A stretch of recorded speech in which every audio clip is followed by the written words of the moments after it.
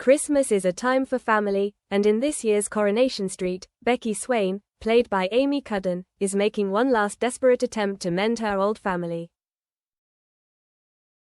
Since Becky returned from the dead, it's clear she'll do anything to be with Lisa, played by Vicky Myers, and relive her three-person family life with her young daughter Betsy, played by Sydney Martin. Lisa's new love interest, Carla Connor, played by Alison King, after Becky's supposed death, doesn't deter her.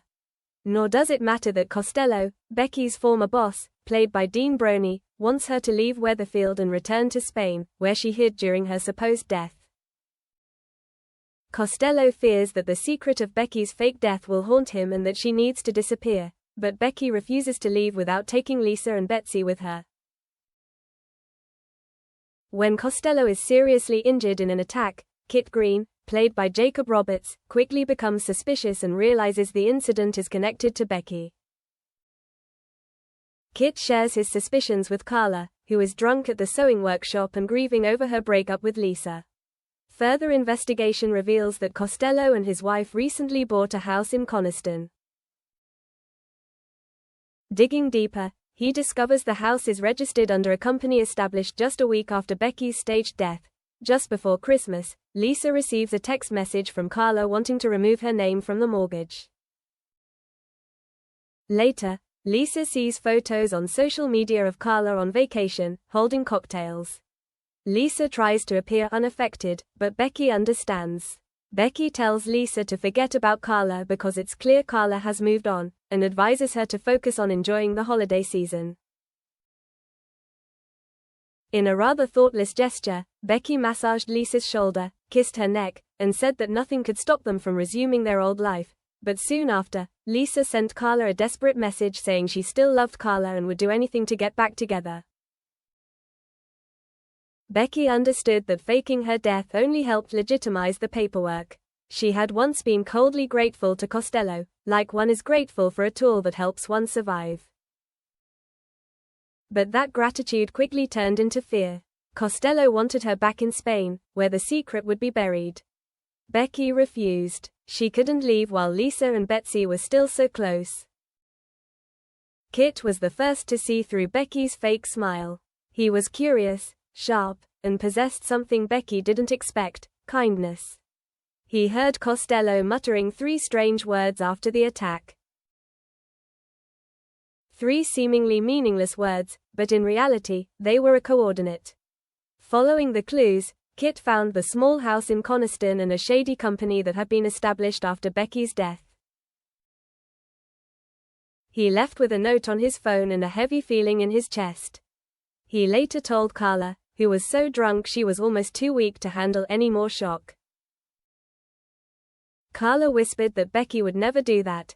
Meanwhile, one December evening, Becky appeared at Lisa's door with chocolate and intense passion. She kissed Lisa's neck as if wanting to return to the past, the nights of secret laughter, the little habits that had bound them together before Becky disappeared.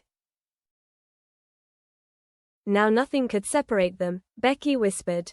We could have everything: Spain, the beach, Betsy by my side. But Lisa's face wasn't as soft as Becky had hoped.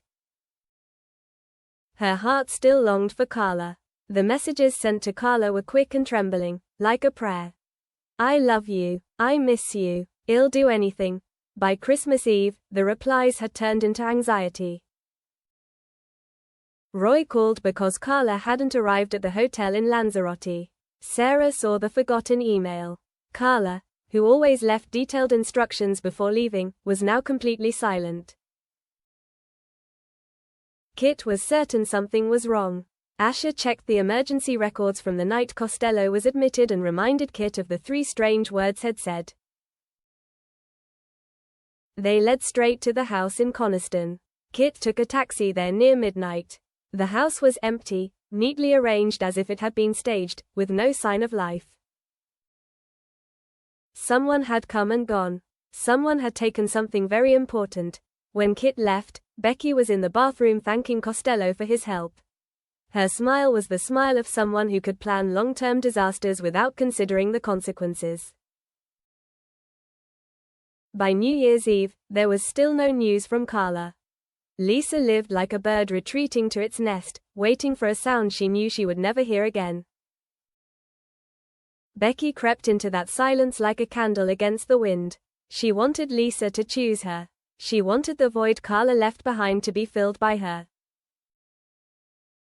Becky had cruelly and calculatedly made Carla disappear from the world, turning Carla into a silent name on social media. Becky believed this disappearance could transform into love. The Coniston house was bought under a name that